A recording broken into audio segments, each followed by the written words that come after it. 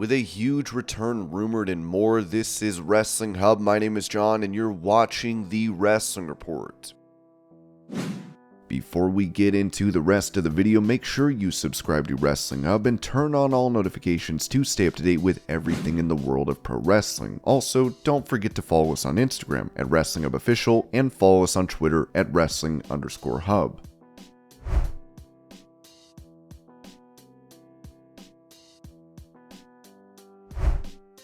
With the Wrestling Observer reporting that the AEW Fight Forever video game is basically ready for a release, THQ Nordic's global senior community manager has responded to this, noting that for a publisher, the game is not finished until it's released, basically. A lot of people are having a massive problem understanding that, which is kind of sad because it kind of creates this thing that everybody now suddenly believes. Oh my god, these guys lied. No, they didn't. So hopefully it'll get sorted out soon. The game is in a good state. As soon as we do launch it, I think people will be happy. Then everybody will just forget about all the other stuff and everybody will be happy and enjoy it. That's what I've been trying to explain to people. Development can already be sorted and stuff, but that doesn't mean the game is done. There's still QA. There's still all of these different things that they have to do. I just don't see how people misunderstand it but that might be because I'm part of the industry. So for me, it's common when people check in with me, hey, is this ready? I'm like, oh, no, it's early in publishing stages. Again, I'm part of the industry. So for me, that's normal that I don't expect everything to be instantly done. That is why it annoys me so much when we're now taking our time. All three houses, Ukes, THQ Nordic, and AEW, we're taking our time. We want to do this the best we can. We make sure it goes through a long QA process and a long submission process. All these things, and people are instantly like, oh, we want the game now. Yeah, but you can't have both. You can't have a game that's out right away and then have a good game. There's only one of those things that actually matter, that works, and that matters.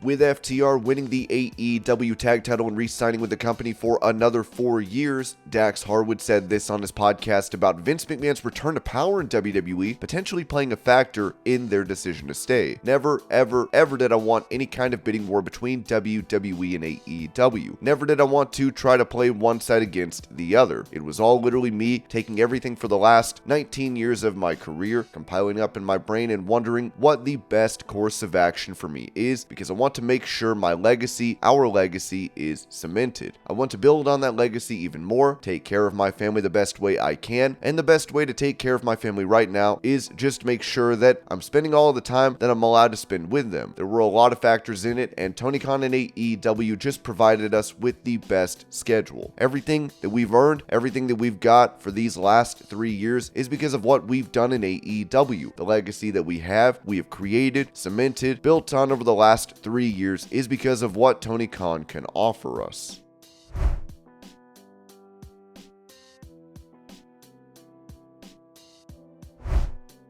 Revealing previous plans for Dominik Mysterio, it was noted in the Wrestling Observer newsletter, while there is no chance of this happening now, before the decision to start the Rey vs. Dominik program, there was serious thought given to sending Dominik to NXT.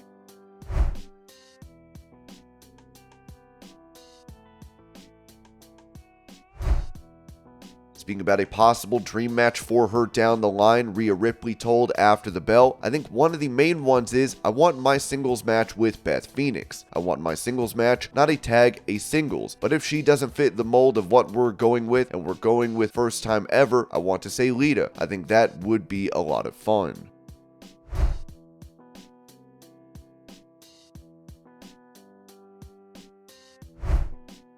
With WWE announcing an upcoming show in Saudi, this was said by the Wrestling Observer about Sami Zayn potentially being on it. The May 27th show in Jeddah, Saudi Arabia, which was at first named King and Queen of the Ring, has been changed to Night of Champions. That usually means all the champions defend. It's notable because Sami Zayn was previously banned from going to Saudi Arabia and has later said he's not interested, and for several reasons, the obvious being the treatment of Zayn. Owens also hasn't been doing, and they were tag team champions.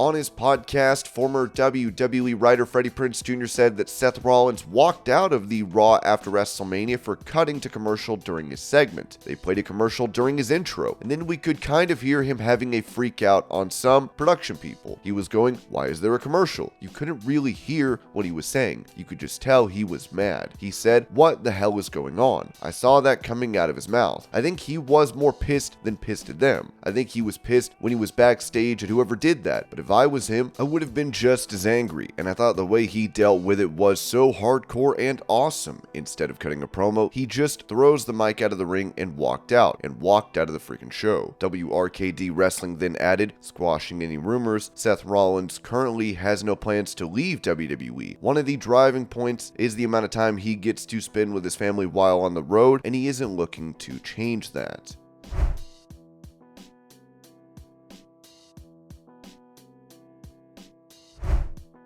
During an episode of AEW Dynamite, Saraya can be seen spray painting a fan at ringside. Here's the video. Can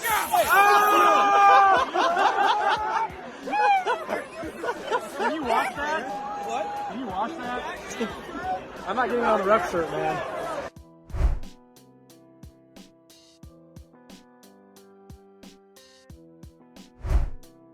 Touching on the merger between WWE and UFC, Eric Bischoff said this on his 83 Weeks podcast. Will there be cost cuts? Of course there will, but there's a lot of duplication. This is a guess. I suspect that there will be more layoffs within UFC than there probably will be in WWE. I say that because WWE is a very sophisticated, mature business compared to UFC. WWE is probably as sophisticated as any other media company out there, including Disney and some of the other ones. I think there's going to be layoffs. I know there will be, but I think the majority of them are going to come on the UFC side as opposed to the WWE side. I'd be more concerned if I was working for UFC right now than if I was working for WWE.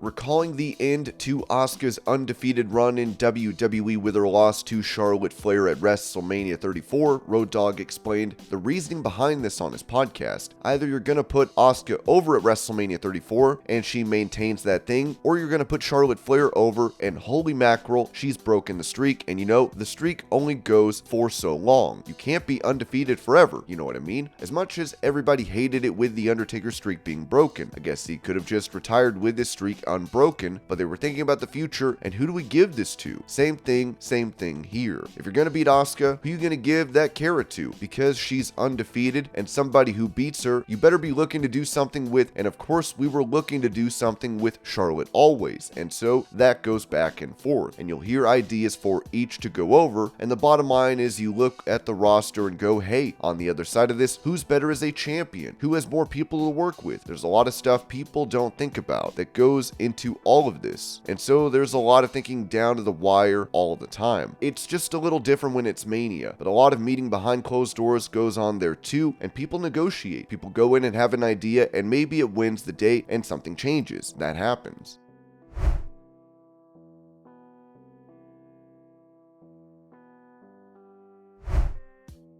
When it comes to possible plans for WWE to bring back a championship, Steve Carey of Ringside News wrote that we reached out to confirm rumors that WWE might bring back the 24/7 title. We were told that while it's not impossible, no plans have been mentioned to the creative yet.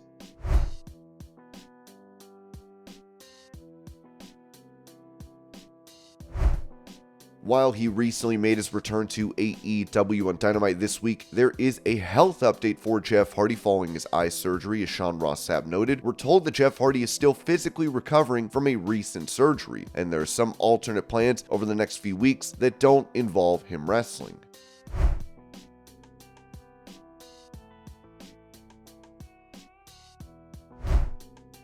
With a new Saturday show for AEW, it seems the company might be splitting their roster, with Fightful reporting that there's been a lot more traction within Warner Bros. Discovery about an impending announcement of a prime-time Saturday show being designed for a bit of a soft roster split to accommodate the preferences of talent who wanted to stay separate of the particular situations, though talent haven't been informed of that. Talent we've spoken to have heard the discussions about a new show, but haven't heard about Punk's possible impending return.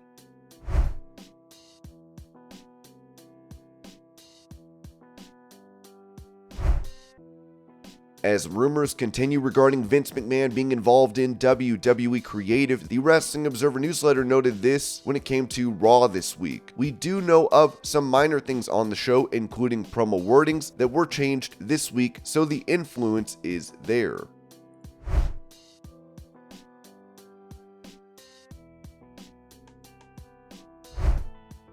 According to Fightful, AEW is working on a return to action for CM Punk, with it said that CM Punk has expressed his willingness to return to AEW, and it seems like the pieces are being put into place for it to happen. Those that we've spoken to confirmed that CM Punk has been hoping to work with Kenny Omega and Young Bucks, but we've heard of no contact between the two sides. The last we'd heard, the Elite were not keen on the possibility of working with him. AEW sources indicated that Punk had been trying to push for a meeting between everyone for quite a while, but we haven't heard if any progress had been made. It's worth noting the Young Bucks and Kenny Omega are in the middle of negotiating new contracts with AEW.